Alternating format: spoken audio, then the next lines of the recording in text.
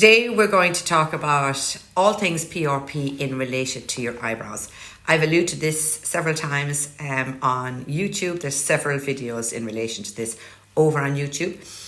And before Christmas in 2023, so that's 5 months ago, I was doing PRP on my friend's face for rosacea. And we did it around her eye to give lovely plumpness around the eye. And we had PRP left over. We also used it in her neck and her décolletage. Anyway, an amazing client. And because we had some left over, I had seen on the doctors, the program, the doctors, I'll put the link here, whereby leftover PRP, if it's injected into the eyebrow area, that it will stimulate the eyebrows, sparse eyebrows, to grow back. And if it works on head hair, why not? So all PRP is really precious. It's 7.5 mils of this absolutely divine elixir. It's full of growth factors. It's full of stem cells.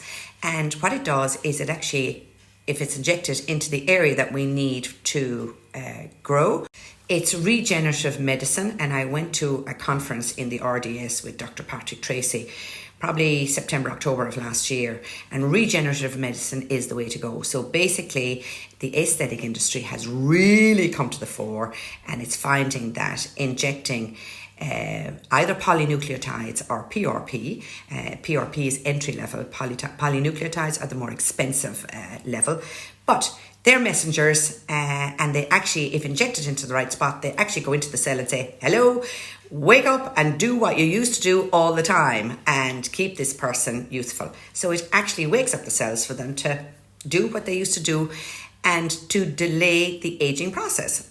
As we get older and as we go down the path of life, our head hair gets thinner, our eyebrows get thinner, we start growing hairs down here, we're not happy about that, but our skin gets thinner and our faces start to fall flat. Hence regenerative medicine. So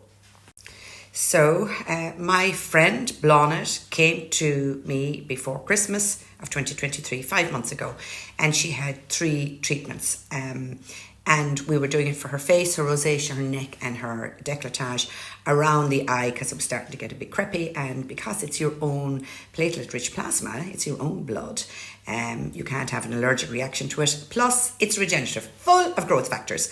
So we only did 2 treatments in the eyebrow because clearly I used it every place else. And we were away recently overseas, and I looked at her face. So she has the glow. Rosacea is still not quite gone, but certainly improved. But I was looking at her eyebrows and I was thinking, where are all these long hairs after coming from? So her eyebrow hairs have grown back, but she only had 2 treatments. So we're doing her 3rd today. So this was accidental success. I didn't want to waste the PRP at the time because it's very precious. And I said, why don't we stick it into your eyebrows? And about 5-6 years ago, she had intimated to me that she might like to have eyebrow tattooing done or maybe eyebrow microblading, blade and shade. But she was losing the eyebrow hairs at such a rapid rate. Plus she had open pores and plus she had oily skin. So I was fearful that the treatment that I would do on her could regenerate too quickly and that she'd end up with an eyebrow that she could be dissatisfied with. So in the eyebrow world, this is the microblading world now, oily skin, open pores are considered difficult skin, and oftentimes you could end up with a very blurry result. And I'd always talk to clients about that. And I was trying to talk her out of having an eyebrow tattoo done. So we were delighted to be able to offer her the PRP to her eyebrows, and they're growing, albeit grey. So while we were away, I said, come on in, girl. I was a brow artist before I became a microblading brow artist, as in tinting, threading, waxing, trimming, and doing eyebrow styling. I used to do that. I have since parked that because I just don't have the time for it right now. And I said, you need to come in and have your eyebrows styled, have your eyebrow hairs tinted and threaded and shaped and styled into place because they were looking unruly. So clearly the growth factors were doing what they needed to do, but they were actually growing so quickly that they were kind of more sticking out as opposed to sitting nicely. And some of the eyebrow hairs were growing downwards. Anyway, it doesn't matter. It gives us a 3D effect. I'll style her eyebrows for her today, but I'm also going to give her third PRP. So bear in mind that she only had 2.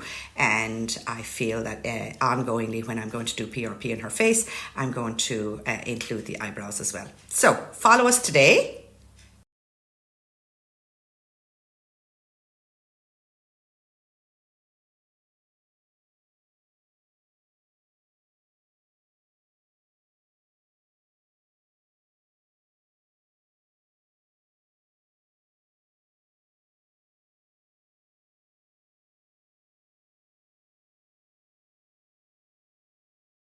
So we've put on some brown mascara onto the eyebrow hairs, and you can see such a phenomenal difference.